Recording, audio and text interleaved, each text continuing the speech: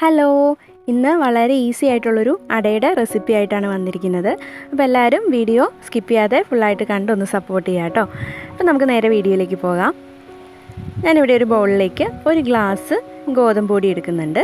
നമ്മൾ ചപ്പാത്തിയൊക്കെ എടുക്കുന്ന ഗോതമ്പ് പൊടി. ഇനി അതിലേക്ക് പാകത്തിന് ഉപ്പ് കൂടി ചേർത്ത് കൊടുക്കാം. ഇനി ഇതിലേക്ക് കുറേശ്ശെയായിട്ട് വെള്ളം ഒഴിച്ചു കൊടുത്ത് നന്നായിട്ടൊന്ന് കലക്കിയെടുക്കണം. നമ്മൾ ഗോതമ്പ് ദോശയൊക്കെ ഉണ്ടാക്കുന്ന ആ ഒരു പാകത്തിൽ മാവ് റെഡിയാക്കി എടുക്കണം. അപ്പോൾ വെള്ളം ഒരുമിച്ച് ഒഴിച്ചു കൊടുക്കരുത്, കുറേശ്ശെയായിട്ട് ഒഴിച്ചു കൊടുത്ത് നന്നായിട്ട് മിക്സ് ചെയ്തെടുക്കുക. എങ്കിലേ അതിലെ കട്ടയൊക്കെ നന്നായിട്ട് ഉടഞ്ഞ് ശരിയായിട്ട് മാവ് കിട്ടുകയുള്ളൂ. ഗോതമ്പ് പൊടി ഞാനിപ്പോൾ നന്നായിട്ട് കലക്കി എടുത്തിട്ടുണ്ട്. അധിക കട്ടയൊന്നുമില്ല. ഇനി കുറച്ച് ചെറിയ കട്ടയൊക്കെ ഉണ്ടെങ്കിലും വലിയ കുഴപ്പമൊന്നുമില്ല. അപ്പോൾ ഈ ഒരു പാകത്തിൽ വേണം നമ്മൾ കലക്കിയെടുക്കാനായിട്ട്. ഒരുപാട് അങ്ങ് ലൂസായി പോകാനും പാടില്ല, ഇത്തിരി കട്ടി വേണം താനും. അപ്പോൾ ഇനി നമുക്കിതിലേക്ക് വേണ്ട ഫില്ലിങ് റെഡിയാക്കി എടുക്കണം. അപ്പോൾ അതിനായിട്ട് ഞാനിവിടെ അരമുറി തേങ്ങ എടുത്തിട്ടുണ്ട്.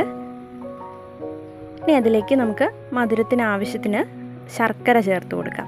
അപ്പോൾ കൂടുതൽ മധുരം വേണ്ടവർ കൂടുതലായിട്ട് ചേർക്കുക കേട്ടോ. ഞാനിപ്പോൾ വളരെ കുറച്ച് ശർക്കര മാത്രമേ ചേർത്ത് കൊടുക്കുന്നുള്ളൂ. നന്നായിട്ട് പൊടിച്ചെടുത്തിട്ടുള്ളതാണ്. ഇനി ഒരു ഫ്ലേവറിന് വേണ്ടിയിട്ട് 1/2 ടീസ്പൂണോളം ഏലക്കാപ്പൊടി കൂടി ചേർത്ത് കൊടുക്കാം. ഇനി നന്നായിട്ടൊന്ന് മിക്സ് ചെയ്തെടുക്കുക. ഇനിയിപ്പോൾ ശർക്കരയ്ക്ക് പകരം നമുക്ക് വേണമെങ്കിൽ പഞ്ചസാരയാണെങ്കിലും ചേർത്ത് കൊടുക്കാവുന്നതാണ്. അപ്പോൾ നമ്മുടെ ഫില്ലിങ് റെഡി ആയിട്ടുണ്ട്. ഇനി ഒരു ദോശക്കല്ല് സ്റ്റൗവിൽ വെച്ച് കൊടുത്തിട്ടുണ്ട്. അതിൽ ഞാൻ കുറച്ച് എണ്ണ പുരട്ടി കൊടുത്തിട്ടുണ്ട്.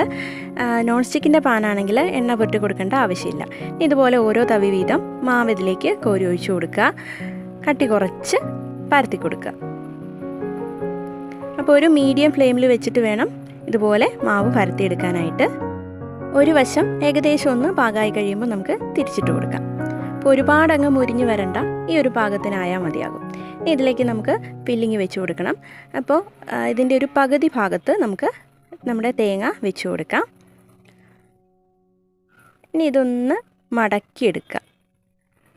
ഇതുപോലെ ചട്ടവും കൊണ്ട് പതിയെ ഒന്ന് മടക്കി കൊടുത്താൽ മതിയാകും.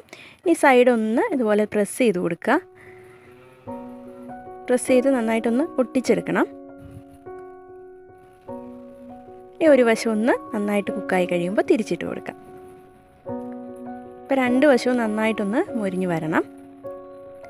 അപ്പോൾ നമ്മുടെ അട റെഡി ആയിട്ടുണ്ട്. കുട്ടികൾക്കൊക്കെ ഈവനിങ് സ്നാക്കായിട്ട് കൊടുക്കാൻ പറ്റുന്ന നല്ലൊരു ഹെൽത്തി ആയിട്ടുള്ളൊരു റെസിപ്പിയാണ്. അപ്പോൾ എല്ലാവരും ഒന്ന് ട്രൈ ചെയ്ത് നോക്കാം.